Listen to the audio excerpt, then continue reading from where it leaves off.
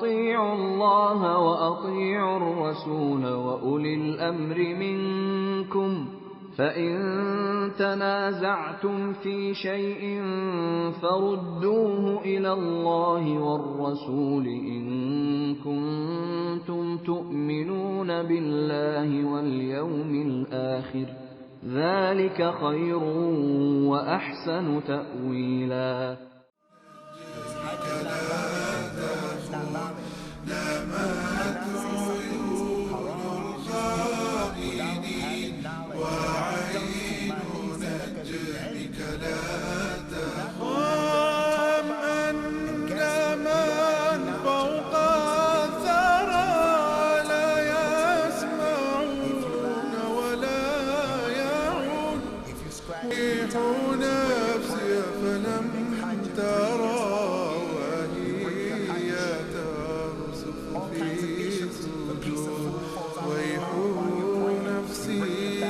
فلم ترى وهي ترسف في سجود وهي ترسف في سجود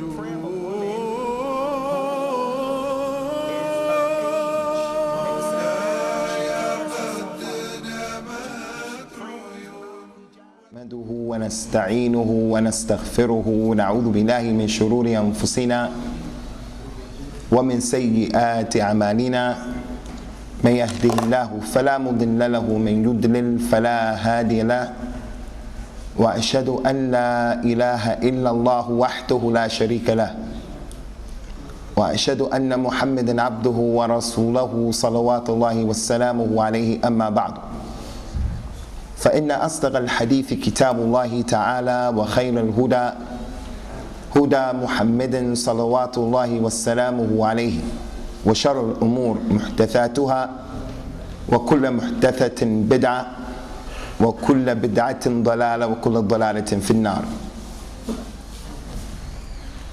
As most of you know, Ikhwani, this is the blessed month of Shaban, and today in particular is one of the more blessed aspects of the month of Shaban, or last night was, depending upon when the moon was sighted. So as usual, there is ikhtilaf between the Muslims, difference of opinion as to when this particular month began. Ala kulli hal, last night some people practiced what is commonly referred to in the Asian community here in Birmingham and other than Birmingham as Shab-e-barat, which means the blessed night, or the night of being free or forgiven. Shab is a Persian word which means night, and it's supposed to be al-bara'a, like al-wala wal-bara'. So it is the night of being forgiven, being emancipated. So on the 15th night of Shaban, the Muslims preoccupy themselves with different aspects of ibadah. There are those people who fast during that day, and those people who pray during that night. And only if they had just stuck to fasting and praying according to the sunnah, then maybe, just maybe, they would have been in tune with what some of the scholars who said it was permissible to do special ibadat on this day, had they stuck with just praying and fasting, then maybe they would have been in tune with those scholars who they claim that they follow in their action of giving life to this particular day and giving life to this particular night. But in reality, Ikhwani, the Muslims who want to practice the 15th of Sha'ban with special ibadat, they don't do it according to the way that those scholars used to say it was permissible to do. So what we find that people doing now is they make sweet rice, they pass out sweets, they pass out candy, they make biscuits, cookies, they pass them out. They spend the night praying 100 rak'at. In each rak'at, they read Qul huwallahu ahad 1,000 times. In each rak'at, Qul huwallahu ahad. They light candles, they burn incense and bukhur. So they pray in the masajid with the lights turned down low or totally and completely turned off. And they put a few candles around to help them to create the ambiance of an environment of taqwa and ibadah. So this was not what the scholars of al-Islam were upon, who said that it was permissible to give life to this particular night.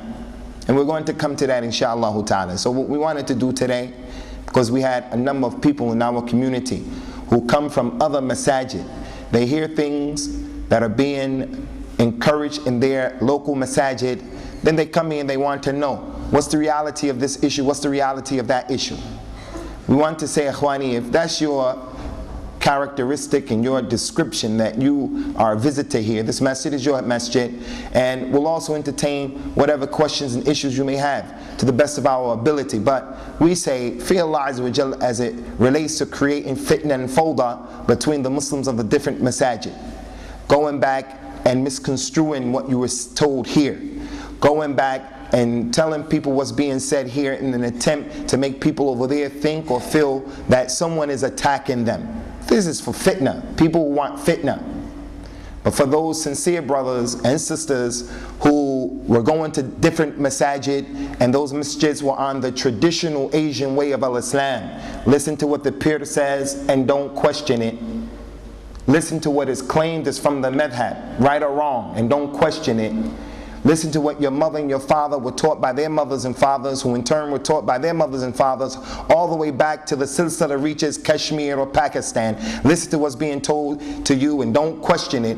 As for you people who are sincere and you want to come here and you want to learn your religion, then we say, what we tell you is what we believe. Like it who likes it, hate it who hates it. And if you ever find out that what we said was wrong, based upon the dalil, all you have to do is come back and show the proof, and wallahi, from this microphone in public, we're going to rectify what was said that was wrong. But don't come and tell us that my peer said this and my mother said that, and we do this in our country, or in that masjid over there, this is what we're doing. So let us fear Allah Azza wa Jal and not be from the people who make division unnecessarily between the Muslims.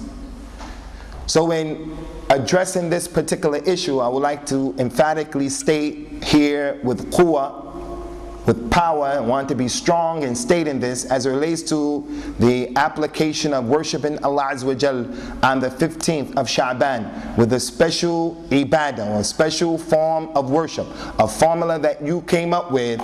We say this is not authentic in the religion of al-Islam. And in order for us to believe that a day is special or a night is special, then that has to come to us from Allah Azza wa Jal or from His Messenger sallallahu alayhi wa ala alihi wa sallam. The only special days, the only special nights or days in this religion are those nights and days that have been established by this deen.